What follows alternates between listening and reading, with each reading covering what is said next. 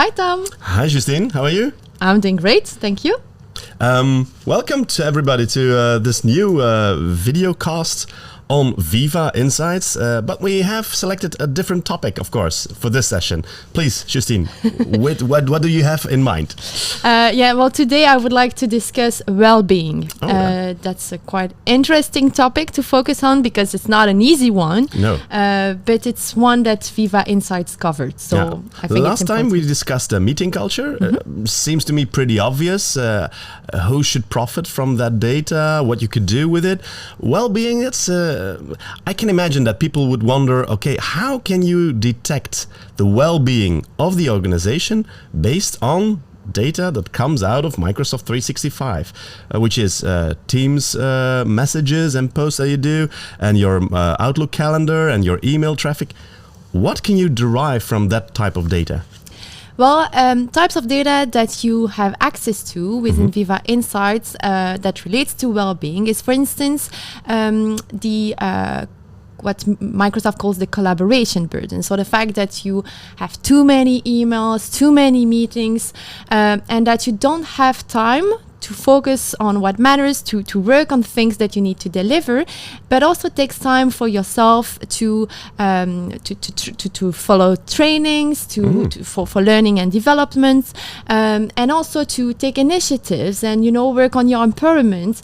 Things like that are things that you could kind of capture from the Microsoft data. Yeah, I can see a lot of organizations struggling with that, where employees they do work a lot outside the working hours.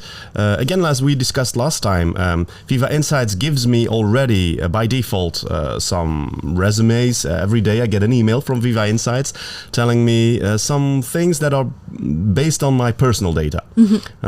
I have a very nice example of me sending out an email where I was where it was mentioned, please do take care that you're sending email outside the working hours of Justine, and I was wondering, okay, maybe I can send that email later on, but that kind of things are based on my data, so that is something that we get by default from Viva Insights, but there's information that is derived from the whole organization or from my team.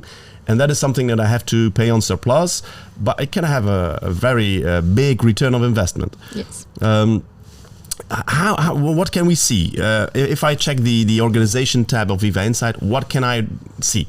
As a person, as a leader, as a leader. Yeah.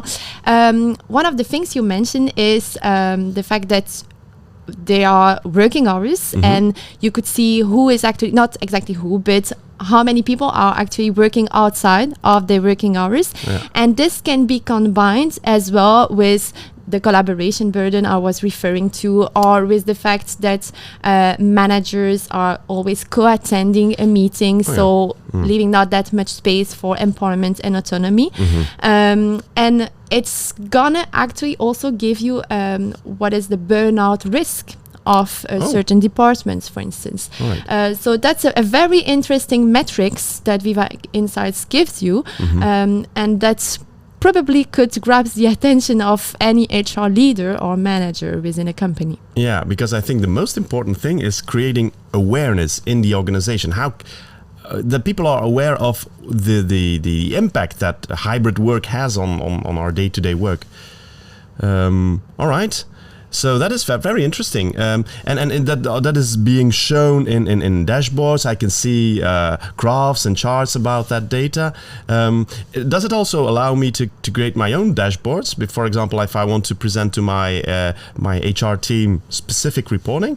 Exactly. So you have a dashboard with out-of-the-box reports that you can analyze really rapidly, but you can also build your own queries, and in there bring in data that are organizational data that Microsoft doesn't have access to. Yeah. Let's say an engagement survey, for instance, that you would annually let your employees fill in. Well, that would be a great source of data to cross that with any Microsoft data, and it would give you even more insights. And so there are lots of things that you can tailor and have access to. And that's great, because meeting culture, I totally agree. You can drive that data only from Microsoft 365 in the end.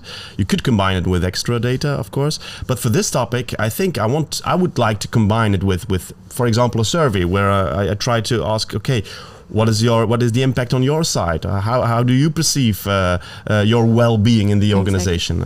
Very important. All right, great. The thing that we discussed for a meeting culture is the plans. I was totally a fan of that. So you can make tailored actions for your organization, for the several parts of your organization that are detected in the data. Okay, these people, they have a huge burnout risk. Does it also exist for something like well-being? Yes, exactly. Again, you would have the option to book focus time, to have focus time booked actually into the calendars of your workers. It's not for you. It's done for you. Nice. It actually check what is a bit your day, how does it look like, and kind of comes and plans focus time for you. But it could also be focus time for specific activity, like learning and development, for instance, or for coaching, or for things that's gonna improve your well-being. Yeah. For me, as a manager, it's very nice. I have in Viva Insights, it gives me information on when did I last had a one-to-one with my team members, and it's very easy. If it detects, okay, it has been a while with Justine, you should really plan something. Then there's a very useful button next to it. Okay, let's do this together, Viva Insights and me, that is, and it would look into her calendar, would look into my calendar, and plan that meeting for me. It's brilliant, because again, it's the awareness. Sometimes life continues, you're working, and you're not really sure that you're lacking meetings to sync with your team members. So it's very important. Great. All right. So the plans that also exist for well-being. Other things that you want to discuss on this? Well, you discussed the briefing emails that we receive in our Outlook inbox, but you also have this Viva Insight app in Teams, even you are not a manager, just for any worker, where you would have also a tab with mindfulness exercises, with also the virtual commute. So it helps you really kind of cut off your day and go home, let's say, even if you just have worked in your kitchen, in a more simple way, and really making this cut to with the hybrid work model. Let's say it's not that easy to disconnect. It helps you with that. Yeah, it's true, because when I drove to the studio, I had a very short phone call with you, and I do that with a lot of my team members. But when I'm working from home, I tend not to do it. Because you actually forget, you immediately dive into other things, and then you forget. Again, awareness crucial in this matter. All right, thank you. Works for me.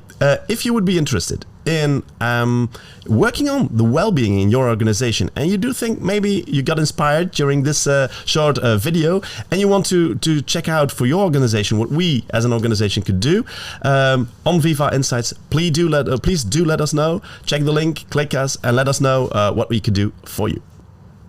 Thank you a lot, Justine. Thank you, Tom. For this conversation, and surely there will new webinars popping up shortly. Just check out our website and make sure you follow us.